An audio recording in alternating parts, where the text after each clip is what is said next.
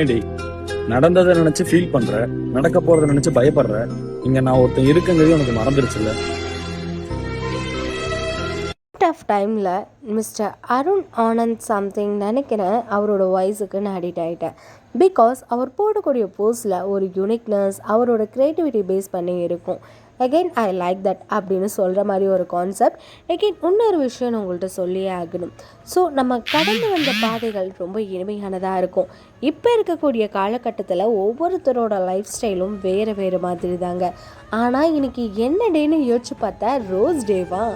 So happy rose day செல்லம் அப்படின்னு சொல்லிட்டு நிறைய பேர்த்துக்கு ரோஸ் கொடுக்க வேண்டிய நேரம் வந்துடுச்சு.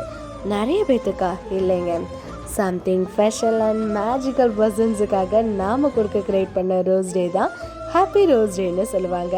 ஸோ சம்திங் ஸ்பெஷலாக வேர்ட்ஸில் ரோஸ் டே அப்படின்னாவே எல்லாத்துக்கும் ஒரு க்யூட்டான மெமரிஸ் ஞாபகம் வரும். எனிவே ஹாப்பி ரோஸ் டே. உங்களுக்கும் ரோஸ் டே மெமரிஸ் இருந்துச்சுன்னா கமெண்ட் செக்ஷனில் சொல்லுங்கள். வரட்டா?